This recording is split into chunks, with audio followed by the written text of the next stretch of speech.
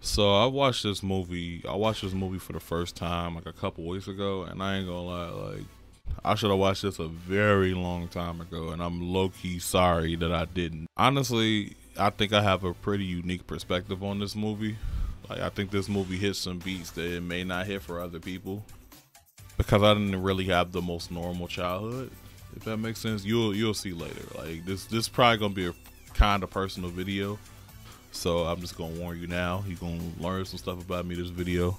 Before we get into it, make sure you hit that subscribe button, make sure you like this, and make sure you click that notification bell to know when I post.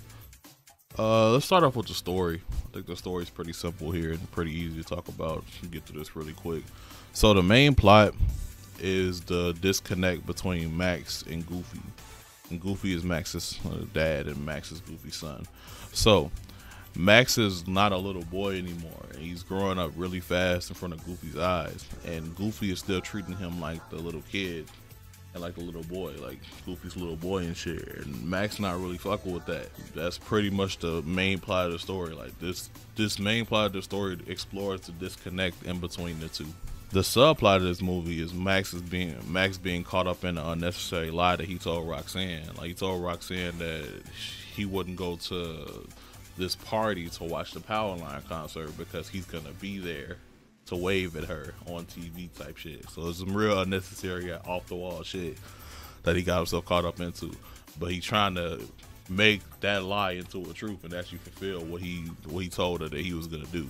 As far as the looks and the animation in this, I didn't know this movie came out in '95. So like, god damn, that's pretty impressive because this movie looks really good and it holds up really well. The faces are extremely expressive. They're well animated. The body language is really well portrayed through the animation. Terrific Tariq brought up this argument about color. Like, well, he don't like the saturated look too much that cartoons have today. It's just like too much color, and he likes the more natural style and unsaturated style that this has. And I would be inclined to agree with him. This looks very cool. It looks very like, it kind of looks old through the color, but not old through the animation. Like it's very quality. And I do like the old school Disney style of like animation and like color and shit. I really like that old style. And honestly, shout out to Terrific Tariq in general because without his video, I wouldn't have watched this movie or made this video in general. So thanks for the inspiration. Music, come on, bro. They got Tevin Campbell in this motherfucker, boy. What more do I really have to say, boy? Eye to Eye, Standout, just amazing songs that I listen to. Like I actually listen to them like often, type shit. And the musical numbers, like even without Tevin Campbell, are really good. Like they're really fucking good. Like I think the one when they first leave to go out on a road trip is really good. Even in that little theme park they went to, like the little theme park. In the actual like theme park for where they running around doing shit as father and son for, like that theme was pretty good. Like the musical numbers in this shit are fire. I fucking love the music in this movie. Now let's get down to what makes this movie amazing for me, and that's the characters and the character interactions, bro. Holy shit. Obviously this is where this movie shines the most in my opinion. Max and Goofy's relationship, hear me out. Max and Goofy's relationship makes me wish that I had a dad growing up. And I know this is the personal part that I was talking about. This is the personal part. It's where this comes in. There are certain scenes in this movie that show extremely beautiful moments between him and Max. Like extremely beautiful. First off, like to start off, I think what was it, the beginning of the movie, Max has a literal nightmare about him turning into his father. Like he literally turning into this nigga in the dream. Feet getting big as hell, fool. Nigga, the hyuk is growing within this nigga, fool. Like may the hyuk be with you, fool. That's how scared this nigga is for being this nigga's son. Like he's literally scared of turning into this nigga. Like it's bad. It's really bad. But there's certain scenes along the journey that really like just pluck some heartstrings for me. Like Goofy teaching him how to fish and Max clearly being super uninterested in learning how to fish and spending this time with his dad at the moment. But then at the end of the movie, where he uses Goofy's same exact technique that he taught him when he was fishing to save his father's life. Max uses that same exact technique, and he's just like, bro, like, it's so well written. It's so well written. Like, it's such a beautiful last moment. Or the scene where, like, I know this is kind of like, this isn't uncomfortable to watch, but like, it's hard to watch because like how Goofy's voice actor actually sounds in this scene. But when Pete told Goofy that Max changed the map's destination Los Angeles so that he can go to the Powerline concert, you can see like the instant denial and disapproval in his face, and you can hear the like, get your goof ass on somewhere, G, before I beat the shit out of you. And you can hear that in his voice. You can hear that in his voice. You can hear the not my son, get your goof ass out of here. You can hear that in his voice. Like, it's so great. And this is after Goofy gave Max the map and let him become the navigator, because that was such a big deal to him. This is right after that. And man, like, that response is pretty warranted, in my opinion, because this is like, things were bad and now they look on the up and up. Like, they're actually having fun and bonding as father and son, like Goofy wanted to in the beginning. That's why he planned this whole trip out. Yes, Mr. Goof. This is Principal Mazer. I'm calling in regard to your son, Maximilian. Max? Oh my gosh, is he hurt? Bro, that scene still makes me mad. That nigga is so lame for that. And man, I can't. There's so much to talk about in this scene, but I'm gonna try to keep it like as minimal as possible. I don't want to spoil the whole movie for y'all.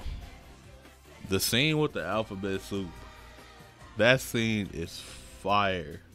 Even though, like, well, I'll talk about this at the end, but even though that I never really got to experience some of these like father-son relationship qualities, this scene hit the heart really hard. So this scene really hit my heart. So it has the perfect amount of like awkwardness and like very slight mushiness. And this is a moment where they actually start to reminisce on the memory that they both enjoy. And then Goofy brings up the messages they used to spell out for each other using the soup. So they go back and forth talking about the messages they exchanged, and Goofy says like, he was like, I love you. And then the music starts playing, and they start looking away in sync, and they look down and sad because they both reminiscing on that and how it used to be, but they know when they realize that it's not the same anymore. And it's such a good fucking scene, man. And after that, when they fall asleep right at night, Max spells out, "Hey Dad," in the soup and gives it to him, and it turns around and acts like he's going to sleep. Because like, to explain both of those, is showing, hey, I'm not ready to be back on that basis yet. I'm not ready, but it's still all love, and he's still like a little embarrassed about even doing that. So it's a process, a work in progress. And like, he knew that it'd be embarrassing if he was up. He act like he was like actually up during that moment, because Goofy would have hit his ass with oh Maxie, hit his ass with that shit instantly. And the Max ass was like, come on, folks, get on some more all that goofy shit, pops. Come on, gang, please stop. The couple interactions that fucking Roxanne and Max have together are really cool too. I really like how the movie portrays like how shy they are towards each other. Like, I really think that the movie does a really good job of how they portray that. I really love at the end how Max owns up to his mistakes and tells Roxanne that it was all a lie, even though that he actually like fulfilled his promise and did what he actually said he was gonna do. I think a better man than me personally, folks. Because if I lie and I actually do that shit, that becomes the truth. Like, fuck that. Like, fuck all of that. And like, bro, Gangnam even introduced her to his dad that he was so ashamed of, that he was so scared of turning into. And Disney took it a step further, folks. That nigga hit he hit that bitch like full out master prestige. He hit that motherfucker hard as hell for it. And that shit made me smile so hard, because it shows like so much character progression in that one little action, like a little small detail. It shows so much character progression in that. And honestly, bro, the scene at the end, like, it's one of my favorite scenes. It's not the most impactful scene of anything, But to see Powerline dancing with Goofy and Max is cool as hell. I ain't gonna lie. And to like see that like Goofy was cool with going to California, going to Los Angeles in general was so cool. It's such a really good fucking movie, man. And I don't wanna spoil the whole thing for y'all. Just please watch this movie. I fucking love this movie. I have ever since 2 weeks ago when I first watched it, nigga, I have watched this movie at least 2 or 3 more times. And I watched the streaming Goofy movie for the first time as well, and I enjoyed that as well too. Not as much as this one, but it was definitely good. Please watch this movie. I repeat, I cannot stress this enough. Please watch this fucking movie, man. For this movie plucks some heartstrings for me because like I'm at a spot where like I wish I had the father that could create feelings and emotions like this and interactions like this. And it does make me a little sad that I didn't have it, but it also makes me happy and glad that a lot of people did have it, and at least you could see into their world and see a glimpse of what that actually looks like and feels like. Like it felt like this felt like a simulation of what fatherhood should be and what a father-son relationship and what a father-son bond is. And it's beautiful, man. Like it really plucked some heartstrings for me. I didn't cry, but I damn near did. I ain't gonna lie to you. This is a really fucking amazing movie, a phenomenal movie. And it helped me experience feelings that I never really got to feel before. Like this hit some spots that I didn't even know was there. Pause. Type shit. I really love this fucking movie, man. I cannot recommend this enough. And I'm gonna end it there, man. Make sure you hit that like and subscribe button, and make sure you hit that notification bell once again. And have a good day. Always. Peace. Don't last forever. One day you might go